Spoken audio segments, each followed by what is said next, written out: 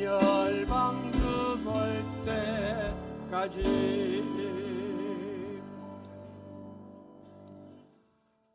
우리 교회는 지난 주일에 이주영 목사님을 제2대 담임 목사님으로 청빙하기로 결의했습니다.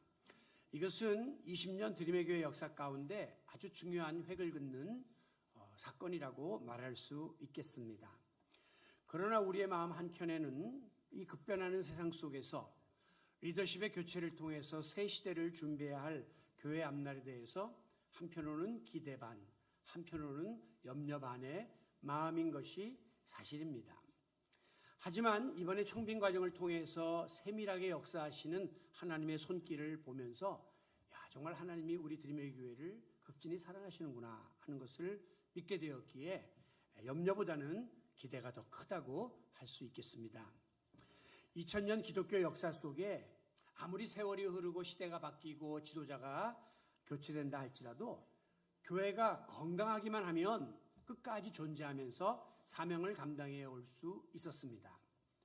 사람도 아무리 지식이 많고 재능이 뛰어나고 또 건강한 재산이 많고 외모가 출중하다고 할지라도 건강을 잃어버리면 모든 것을 물거품처럼 잃어버리게 됩니다.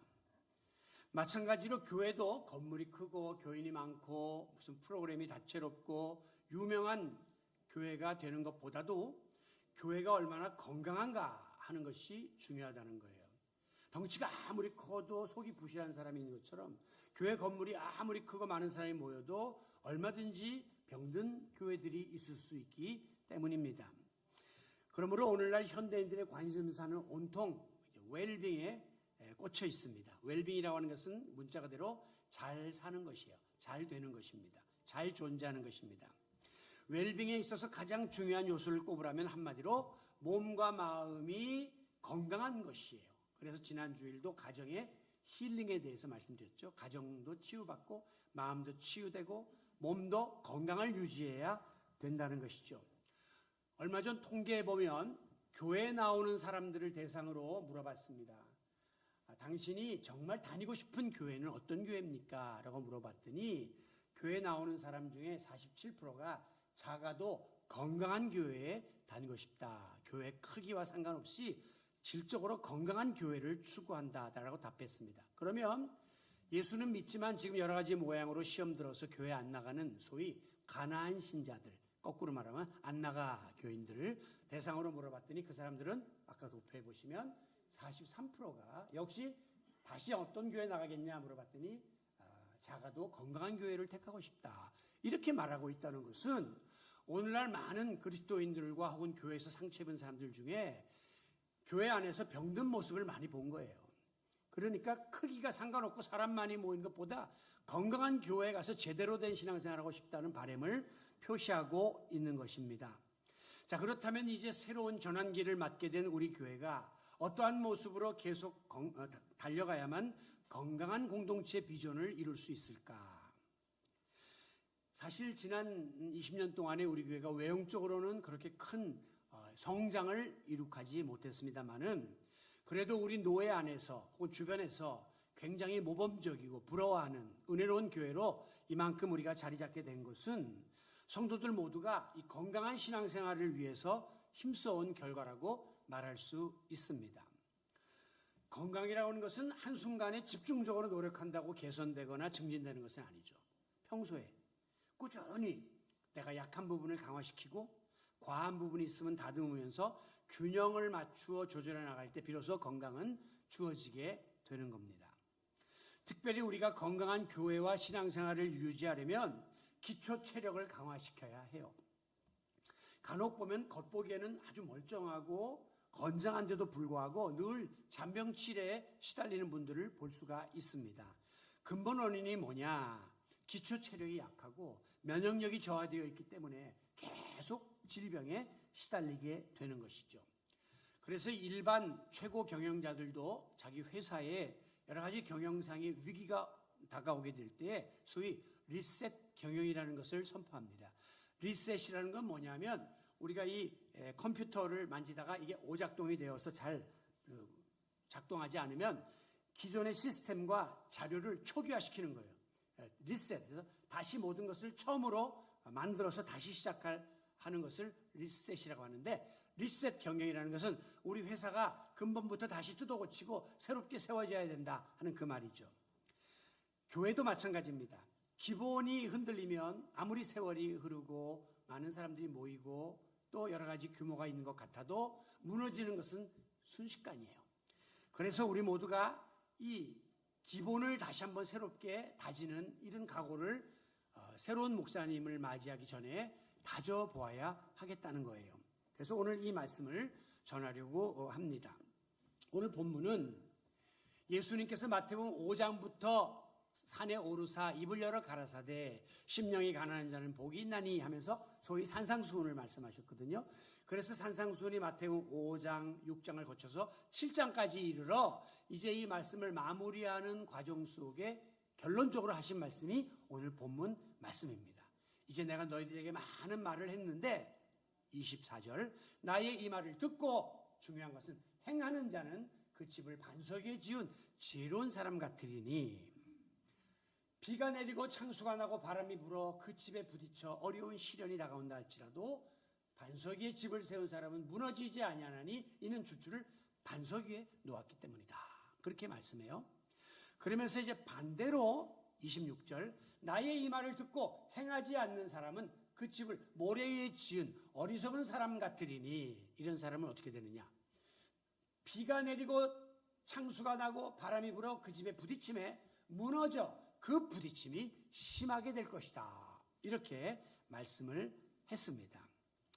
자, 이것은 기초가 부실하고 여러 가지 기본이 덜 돼 있는 개인의 믿음과 또 건강하지 못하고 병든 교회 공동체를 향한 우리 주님의 경고의 말씀이다. 이렇게 받아들일 수가 있습니다. 그러므로 우리는 이 본문을 통해서 우리 드림의 교회가 건강한 교회 공동체가 되려면 어떤 모습을 지녀야 할 것인가, 필수적인 요소를 세 가지로 찾아볼 수가 있겠습니다. 먼저는 건강한 교회가 되려면 예수 그리스도가 주인이 되신 그 교회가 되어야 합니다. 마태복음 16장 18절에 보면 사도 베드로가 예수님을 주는 그리스도시요 살아계신 하나님의 아들입니다 라고 신앙 고백을 하자 예수님께서 말씀하시기를 너는 베드로라, 내가 이 반석 위에 내 교회를 세울 것이다. 그렇게 말씀을 했습니다. 원래 이제 베드로의 본명은 시몬이에요. 아버지가 붙여준 이름은. 그런데 예수님이 그에게 베드로라고 하는 이름을 붙여주는데 그 뜻은 반석이라는 뜻이에요. 그러니까 반석 위에 교회를 세운다? 그러니까 로마 캐톨릭 사람들 생각하기를 그러면 베드로 위에다가 교회를 세운다고 한 것이구나. 왜? 베드로라는 이름이 반석이니까. 그래서 베드로를 제1대 교황으로 추앙하기 시작한 것입니다. 얼마 전에 프란치스코 교황이 선종을 했죠. 그리고 나서 새 교황으로 미국인 최초로 레오 14세가 다음 교황으로 선출되었습니다. 이렇게 교황이 선종하면 새로운 그 교황을 뽑는 과정을 콘클라베라고 하는데요. 이때는 모든 문을 다 걸어 잠그고 전 세계에 있는 추기경, 우리나라에도 추기경이 한 사람 있죠. 추기경들이 다 모여가지고 그들 중에 한 사람을 투표로 뽑는 거예요. 그래서 이제 여기에서 1차 투표에 선출된 교황이 없으면 그 투표지를 모아서 특별한 그 염료와 함께 굴뚝에다 떼면 검정 연기가 훅 나가면 이게 교황이 안 뽑혔구나. 밖에 있는 수만 명의 사람들이 탄식을 하는 거죠. 그러다가 이제 2차 투표, 3차 투표 들어가다가 4차 투표쯤에 이제 교황이 탄생하면 그때 돼서는 또 특별한 염료를 넣어서 흰 연기를 이렇게 올리는 거예요. 그러면 사람들이 막 환호하면서 세계 매스컴들이 그 보도하기 시작하죠. 이게 이제 콘클라베라고 하는데 제가 이 교황이 선종하기 전에 콘클라베라고 하는 영화가 나와서 관심이 있어서 이 영화를 보았거든요. 근데 참 영화를 만드는 분들의 그 상상력이 위대합니다. 거기서 어떤 내용이 나오냐면 이제 콘클라베가 시작돼서 문을 다 외부와 차단시키고 교황 투표를 하기 시작하는데 그 속에서 어마무시한 일들이 일어나는 거예요. 다시 말하면 똑같아요. 세상 정치하고. 이게 일종의 정치거든요. 최고 수장을 뽑는 거니까. 거기에 이게 남미 사람이냐 뭐 백인이냐 흑인이냐 아시안이냐 이거 가지고 서로 표가 갈라지고 그 다음에 이제 또 거기에 진보파냐 보수파냐 똑같다니까요. 지난번 프란체스코는 좀 진보였거든요. 그런데 이제 보수들이 이번에는 잡아야 된다고 또 막 음모가 있고, 어떤 사람이 유력하면 그 사람 뒤를 다 들춰내갖고 모략을 하고, 추기경들이 그런 일을 하면서 결국 마지막에 교황을 뽑는데, 참 이걸 보면서 저들도 한 사람의 인간일 뿐이다.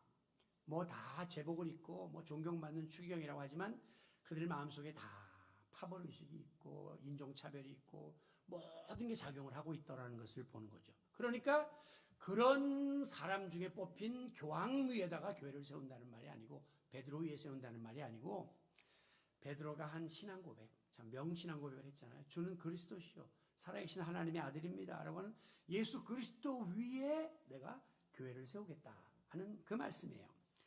여러분, 여기 저는 이 말씀을 볼 때 굉장히 위로가 되는 것이, 내가, 그러니까 주어가 우리 주님이에요. 반석 위에 내 교회를 세우리니, 소유주가 주님이에요. 다시 말하면 우리 주님이 다 하신다는 거죠. 그리고 교회는 주님의 것이라는 것입니다. 저는 이 말씀을 들을 때 얼마나 마음이 든든한지 몰라요. 제가 아무리 부족하지만 교회를 세운 사람이고, 또 지금까지 앞으로 어떻게 또 후임을 모셔야 되나 인간적인 걱정이 많았는데, 그거 제가 할 걱정이 아니라는 거예요. 이 교회는 우리 주님이 하시고 주님의 교회다라고 하는 거예요. 간혹가다 목사님들이 제 은퇴 때가 다가왔다고 하니까 이제 주변에서 농담 삼아 그런 이야기를 해요. 아니 목사님은 그 교회를 처음부터 세워서 20년간 지켜온 소위 세상으로 말하면 창업주와 같은데, 그 앞으로 목사님이 마음에 드는 사람 하나 심어놓고 계속해서 영향력을 행사하면 되지, 왜 그 생판 모르는 사람을 데려다가 교회를 맡기려고 합니까? 저는 그런 말을 하는 분한테 절대 큰일 날 소리 하지 마라. 이거는 교회를 세웠다고 개척한 목사의 교회도 아니고, 교회 개척하는데 공신 교인들의 교회도 아니고, 이것은 주님의 교회다 말이죠. 하나님의 교회다라고 선포합니다. 에베소서 1장 22절에 보면 그리스도는 교회의 머리요 교회는 그의 몸이다. 우리 교회의 머리는 주님이세요. 머리는요, 모든 몸을 지배하고 모든 것들을 다 컨트롤하는 통제 기능을 하는 기관인데, 우리 주님이 바로 그 역할을 하신다는 거예요. 고린도전서 3장 11절에 보면 지혜로운 건축자는 예수 그리스도를 터로 삼고 집을 지어야 된다 그랬어요. 지혜로운 건축자들, 성도들은 주님이 터가 된 위에 교회를 세워야 된다는 거죠. 베드로전서 5장 2장에 보면 예수님을 가리켜 보배로운 산돌이요 머릿돌이다 그렇게 말했습니다. 예수님이 중심이 돼서 기반이 되어서 교회도 그 믿음 위에 세워져야 반석 위에 세운 집처럼 여러 가지 어려운 시련이 오고 비가 오고 창수가 나고 바람이 불어도 견고하고 강건한 공동체가 될 수 있음을 믿으시기 바랍니다. 간혹 우리가 주위에서 보듯이 자칫 잘못하면 교회나 믿음의 기초를 어떤 사람 위에 세우고 어떤 사상 위에 어떤 관계 위에 이렇게 세워가지고 하나님의 뜻을 거스르는 일들이 있습니다. 그 교회는 여지없이 시간이 흐르다 보면 병들게 되는 것을 우리가 보게 돼요. 그래서 교회 안에 잡음이 생기고 나중에 파열음이 나고 교회가 무너지는 일들이 벌어져요. 왜? 어떤 사람 중심으로 교회를 세웠기 때문에 그 사람이 무너질 때 같이 무너지는 거예요. 어떤 재정을 의지하고 교회를 세웠기 때문에 재정이 빠져나가니까 교회가 그냥 무너지는 거예요. 어떤 관계 중심으로 뭐 친척들이나 특정 직종의 사람들이 모여있는 그런 교회들이 나중에 그 관계가 깨질 때 같이 무너지는 것을 우리가 볼 수 있습니다. 즉 모래 위에 지은 집처럼 예수 그리스도가 중심이 되지 않는 교회는 한순간에 무너진다.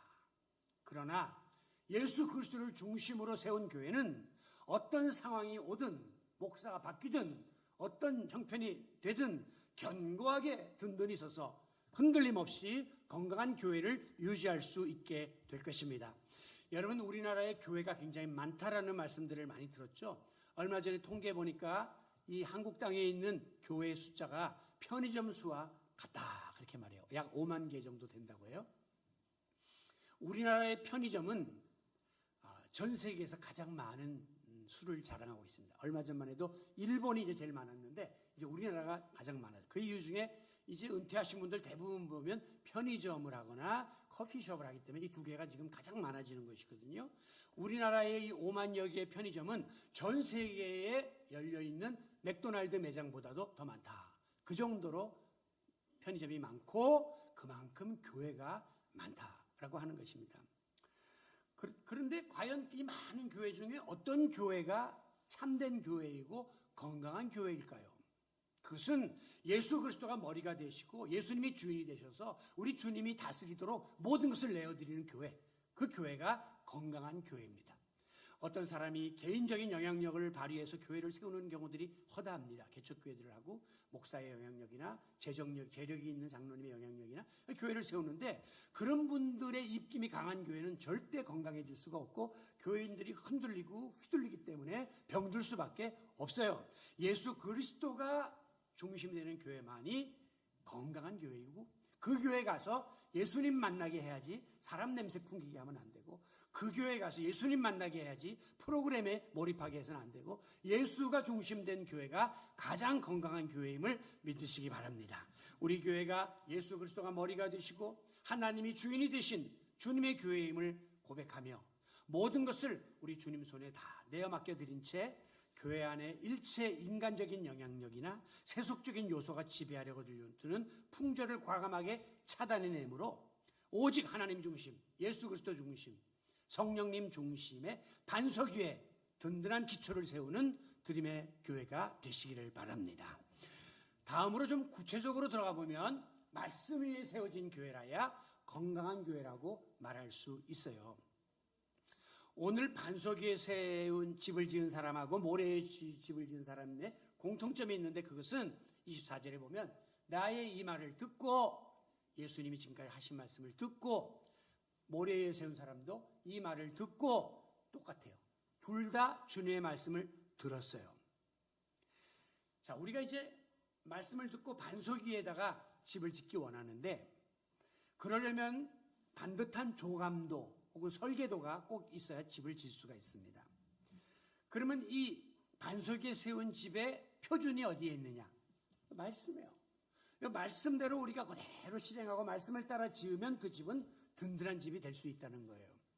제가 이제 은퇴 후에 살게 될 그 아파트가 그 순살 아파트라고 하는 오명이 붙어갖고 지금 1년이나 딜레이가 됐습니다. 건축이. 저게 무슨 소린가 했더니 순살 치킨은 뼈다구가 없잖아요. 마찬가지로 순살 아파트는 철근이 많이 누락된 거예요. 근데 왜 이런 일이 벌어졌는가 조사해 보니까 이 설계하는 분이 설계하면서 삼계동을 설계에 철근을 누락시킨 거예요.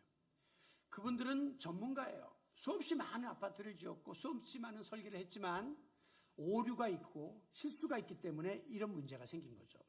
그러나 하나님의 말씀은 우리가 기본으로 삼는 하나님의 말씀은 정확무하고 1.1획도 오류가 없는 하나님의 말씀인 줄로 믿습니다. 그러므로 이 말씀의 교회를 세우면 순살 아파트처럼 무너질 일이 없는 거예요. 교회는 건강하고 든든하게 세워질 수가 있다는 것이죠. 시편 119편에 보면 주의 말씀은 내 발의 등이요 내 길의 빛이니이다. 우리 인생길도 마찬가지예요. 여러분이 아무리 똑똑하고 경험이 많아도 자기 생각대로 인생을 설계하면 오류가 생겨가지고 마지막 인생이 뒤집어지는 일이 생기지만 주님의 말씀이 내 발의 등이요 길의 빛이 되어서 말씀을 따라 살아가게 되면 견고한 인생을 살아갈 수 있게 되는 거죠.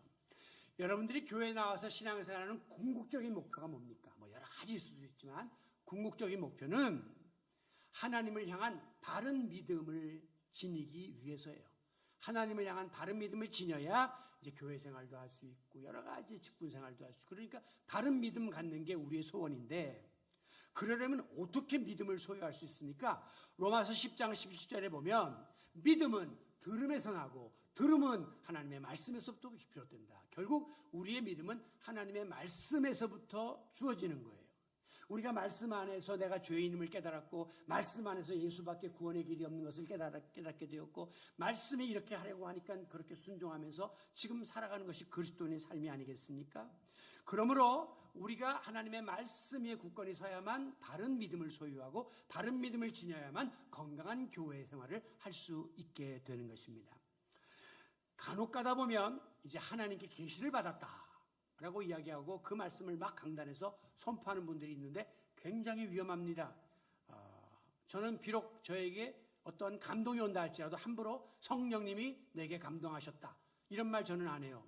그게 나의 느낌일 수 있기 때문에 그러한 거예요. 그런데 어떤 분들은 아주 하나님이 내게 말씀했다라고 계시를 하면서 막 말씀을 하는데, 또 어떤 사람은 자기가 경험한 체험, 독특한 체험, 뭐 3층 천에 갔다 오고 천국에 갔다 왔다, 이런 거를 많이 이야기하는데 굉장히 주관적인 오류가 있을 수 있기 때문에 위험합니다. 그런 것에 집착하는 사람들일수록 말씀이 오염되는 거예요. 순수한 말씀 속에 이물질이 자꾸 끼어들어갖고 복잡하게 만드는 거죠. 그래서 오늘 본문 앞에 15절에 보면 예수님이 말씀하시기를 거짓 선지자들을 삼가하라. 양의 옷을 입고 너에게 나오나 속에는 노략질하는 일이라. 겉으로는 양처럼 탈을 쓰고 오지만 속에는 너희를 잡아먹으려고 하는 이런 거짓 선지자들, 이단들을 조심하라고 말씀한 거예요. 즉 말씀 위에 견고하게 교회를 세우고 신앙을 세우지 않고 말씀 플러스 자기의 경험이나 자기의 어떤 주관이나 어떤 이런 생각들을 거기다가 덧붙여가지고 성도들을 혼란하게 만드는 이런 일들이 있을 수 있다는 것이죠. 우리가 이거를 바로 분별하려면 영적 분별력이 있어야 됩니다. 이 분별력이 흐릿한 사람은 저 사람 보면 저 사람이 옳은 것 같고, 이 사람 보면 이 사람이 옳은 것 같고, 이단 사설도 막 쫓아다니고 나중에 망가지거든요. 영적 분별력이 확실하면 하나님의 말씀이 위배된 것이 정확히 깨달아져요. 그리고 잘 모르겠으면 목사님하고 상담하면 많은 도움을 받으면서 그건 아니다라는 게 확실해지거든요. 지금 우리나라에 이 기독교 계통의 이단 사설이 많이 성행하고 있습니다. 전 세계에서 기독교 계통, 즉 예수의 이름을 인용해서 이단이 된 가장 많은 나라가 우리나라예요. 그러니까 기독교 계통의 이단이 제일 많다는 거죠. 지금 대표적으로 신천지나 하나님의 교회 혹은 기쁜 소식 선교회, 통일교, 이게 다 기독교 계통의 이단들입니다. 겉보면요 어마어마합니다. 통일교 저 가평에 보면 궁전 하나 있어요. 저 지나가다가 이게 뭐냐 했더니 그게 통일교 궁전이래요. 그 돈 어디서 났겠습니까? 교인들 돈 다 긁어모은 거죠. 사업하고 장사하고 확장해가지고 사업을 그렇게 해서 돈으로 다 그런 걸 짓는 거죠. 교인들은 갖다가 그냥 그 거짓 이야기에 현혹돼 갖고 바치면서 그것이 자기의 신심의 표현인 걸로 착각하는 거죠. 그런가 하면 어떤 분들은 뭐 체육관에서 많은 사람을 모으고 집회를 합니다. 매스컴에 막 보도를 하니까 아 이거 공신력이 있는 집단이구나 그렇게 착각할지 몰라도, 매스컴은 돈 주면 다 기사 내주는 거고 광고 내주는 거예요. 그것이 옳고 그름은 그 공공기관이 판단하는 게 아니라 여러분의 신앙적 기준으로 이것을 판단해야 하는 것입니다. 지금 이 모든 이단 종파들이, 거짓 선지자들이 한때 흥황한 것처럼 보이죠. 하나님의 교회는요 지금 경매 넘어가는 교회들을 속속 사들이고 있습니다. 그래서 여기에 전에 말씀드렸죠. 판교에도 가면 그 수십억 교회를 그냥 하나님의 교회라고 딱 간판 붙이고 자기들이 인수해버려요. 수백억이죠. 600억 교회를. 여러분 이런 일들이 우리 주변에 성행한다는 거예요. 그러나 저는 예언합니다. 그들의 종말은 하나님 말씀 위에 기초가 세워지지 않고 교주의 어떤 주관이나 독특한 어떤 그들의 그 어떤 내용으로 그것이 채워져 있기 때문에 지금까지 모든 이단 종파들이 그러했듯이 마침내 파멸당하게 되고 말 것이에요. 누가복음 5장에 보면 베드로가 자기의 그 어부 경험을 의지하고 열심히 나가서 밤새도록 그물을 던졌지만 물고기를 한 마리도 잡지 못했습니다. 이것은 있을 수 없는 일이었어요. 베드로의 경험상 갈릴리 호수에서 어부로 잔뼈가 굵은 자기의 경험상 이 시간에는 여기 고기가 많이 잡혀야 되는데 안 잡히는 거예요. 바로 그때 어떤 이가 나타나서 새벽에 깊은 데로 가서 그물을 던지라. 내가 밤새도록 실패했고 이 시간에는 내 경험상 거기 깊은 데 고기가 없어요 라고 자기 생각과 주관을 이야기하지 아니하고 말씀에 순종하여 그물을 던졌더니 그물이 찢어지듯이 고기가 많이 잡혔다. 말씀에 순종하는 것은 믿음입니다. 베드로가 믿음이 없이는 그 했겠습니까?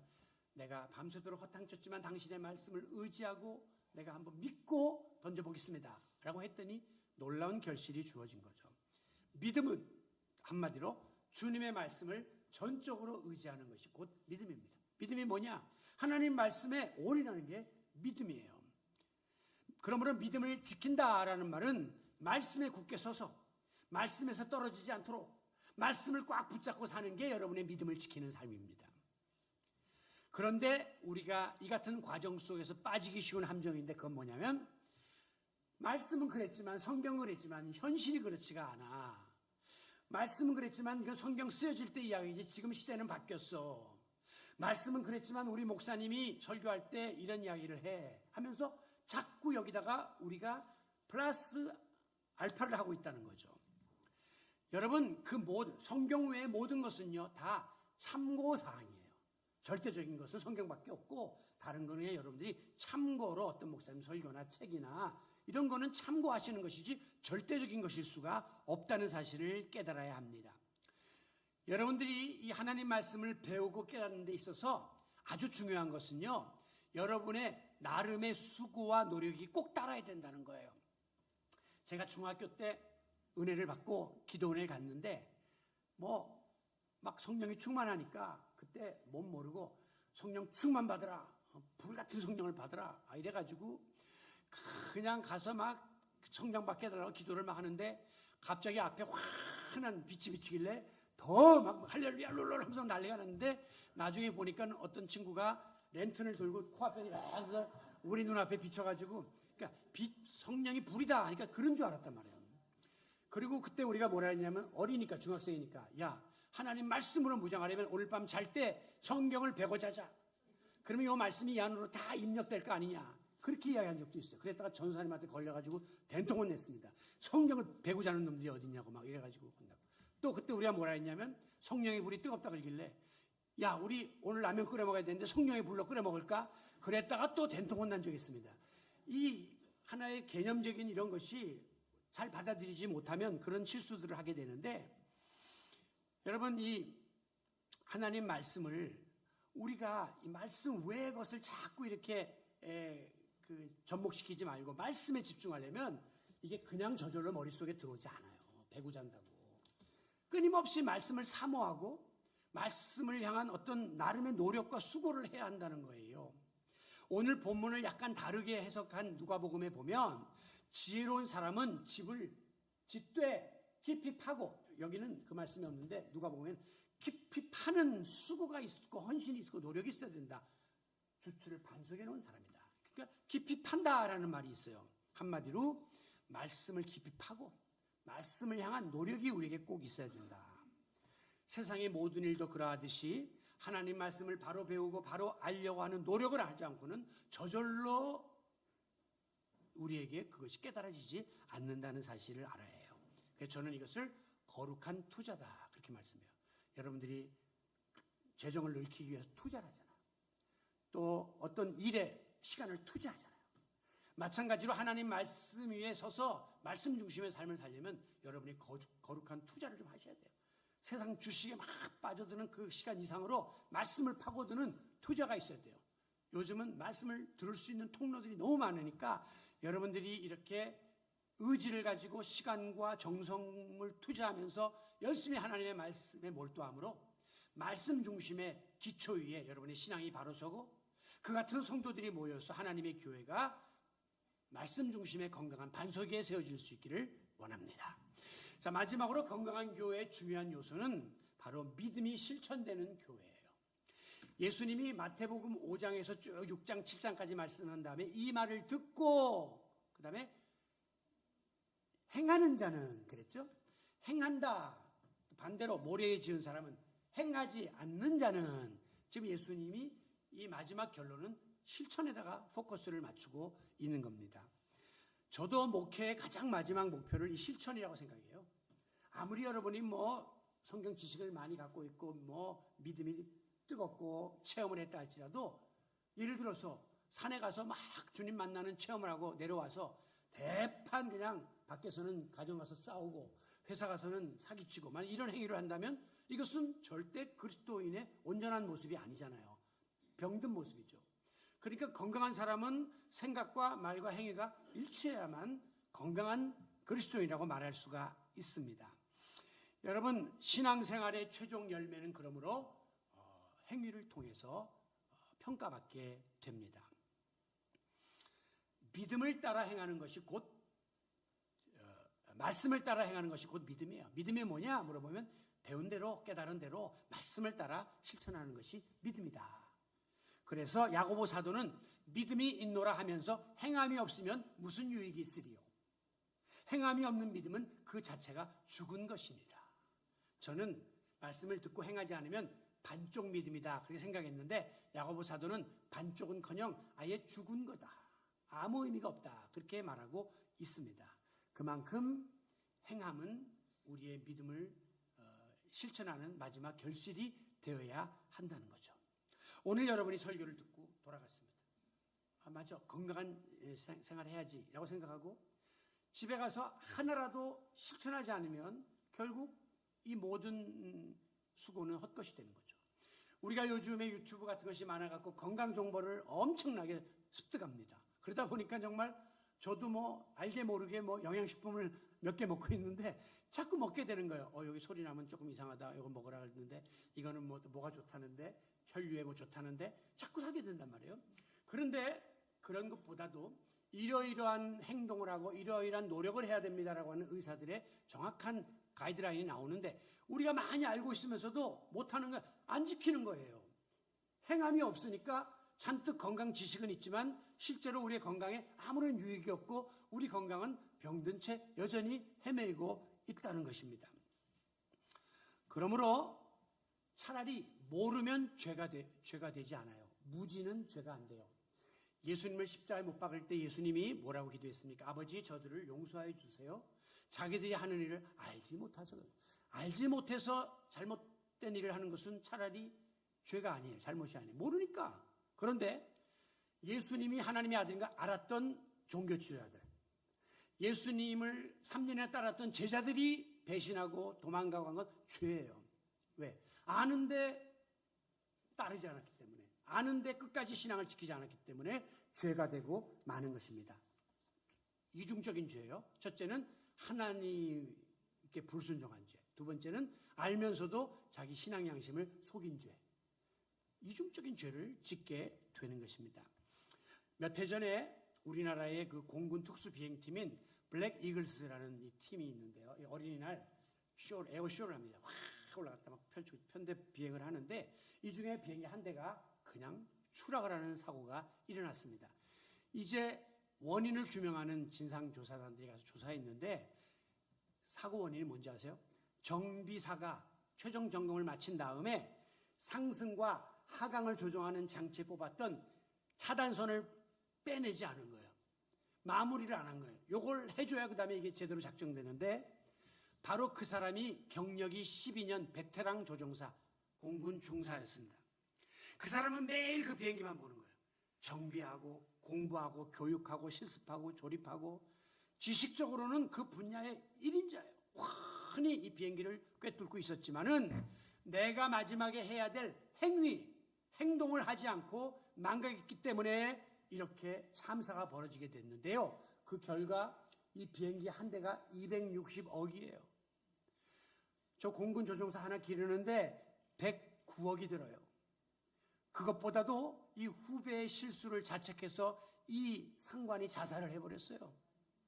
그러니 이 400억, 300억 이상이 날아가고 어마무시한 인명 손실이 난 거죠. 여러분, 안다는 것과 행동하는 것은 아무것도 아닌 것 같지만 하늘과 땅 차이라는 거죠. 우리 한인 2세 중에 어떤 청년이 미국의 명문 콜롬비아 대학원의 의과대학에 지원했습니다. 근데 이 미국 대학들은요, 공부만 잘한다고 능사가 아니라 학교에서 어떤 액티비티를 했는가, 학생회장을 했다든가, 피아노를 했다든가, 태권도를 했다든가, 그런 걸 다 봐가지고 에세이를 쓰고 해서 종합적으로 이걸 판단하거든요. 근데 이 아이가 우리로 말하면 그 대학 수능 능력 시험 SAT에서 만점을 받았어요. 미국 전체에서 만점. 이건 따놓고 들어가는 겁니다. 그 다음에 다재다능해갖고 피아노도 잘 치고 학생 활동도 하고 너무너무 조건이 좋은 거예요. 그런데 결과는 불합격이 된 거죠. 그래서 이거를 학교에다 항의하고 재판으로 가져가려고 이제 이렇게 알고 보니까 학교에서 뭐라고 답을 했냐면 이 학생은 모든 조건이 완벽했습니다. 우리 콜롬비아 대학원에 의과대학 들어올 조건이 완벽했는데 단 하나 우리가 볼 때 결격 사유를 발견했는데 그게 바로 지금까지 18년을 살아오면서 헌혈을 한 기록이 한 번도 없다는 것입니다. 딴 것도 아니고 의사가 되려면 적어도 내가 피를 내어줄 수 있는 헌혈의 캠페인을 한 번은 동참을 했어야 되는데 그런 정신이 없는 사람이 의사가 되면 나중에 의사가 돼서도 밥벌이 할 뿐 정말 환자를 돌볼 자격이 없다고 대학교가 판결한 거예요. 여러분, 우리 한국교회 성도들이 꼭 이렇습니다. 뭐 지금 보면 열심히 있는 것 같고 뭐 굉장하게 신앙도 뜨거운 것 같지만 그에 상응하는 이 행위가 지금 따라주지 못하기 때문에 큰 문제예요. 그래서 우리가 조롱을 당하는 거예요. 제가 주변에 있는 목사님 중에 제일 싫어하는 분, 또 나도 그렇게 안 되려고 노력하는 행위 중에 하나가 목사님 언제 식사 한번 해요? 이거예요. 지금 3년째 밥 먹자고 해서 밥 한 번도 안 사는 사람이 있어요. 나만 보면 목사님 언제 밥 한 번 먹죠? 그건 무슨 소리예요? 시건. 하지도 않을 짓을 그냥 인사처리로 말과 행위가 완전히 분리돼. 그거 아무것도 아니잖아요. 아니요. 행함은요, 작은 데서부터 실천되어야 합니다. 예수님은 네가 작은 일에 충성하였으니 큰 일을 맡긴다. 우리가 다 그렇죠. 작은 일 못하는 사람한테 큰 일을 왜 맡깁니까? 제가 과거에 그 교회 사무원을 2번 경험해 봤는데 2명을. 한 명은요, 딱 심부름 시키고 뭐 문구 뭐 좀 사와라 그러면 문구 딱 사오고 잔돈 230원 딱 갖고 와요, 책상에다. 근데 또 한 사람은요, 갔다 와라 그러면 갔다 온 다음에 물건만 오지 잔돈이 안 와. 근데 그 사람 생각에는 목사님이 이거 잔돈 몇백 원 이거 갖고 뭐 하겠노? 라고 생각해요. 저도 사실 필요 없죠. 그렇지만 이 작은 것에 내가 최선을 다하고 정직한 것과 이건 뭐 그냥 내가 알아서 하지 뭐 하라고 뭉뚱거리는 거하고는 완전히 차이가 있다고 하는 거예요. 우리 인생 여정도 마찬가지입니다.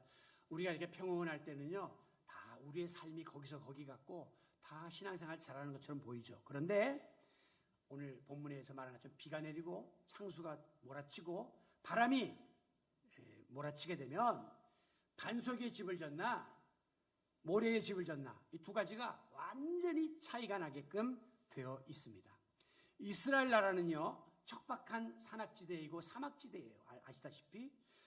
그렇기 때문에 반석의 집을 짓는다는 게 너무 어려운 거예요. 수고가 많고 돈이 많이 들어가고. 그러니까 많은 사람들이 그냥 모래 위에다가, 거기는 거의 사암으로 된 그런 산들이 많으니까 그런 대충 집을 이렇게 짓는 거죠.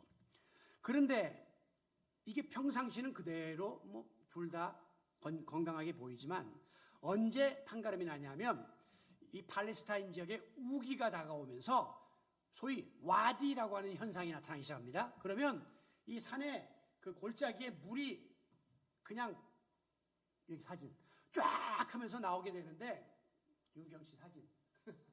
예, 그래서 이 와디라는 게 나오거든요. 그럼 여기에 그냥 이 강이 아니에요.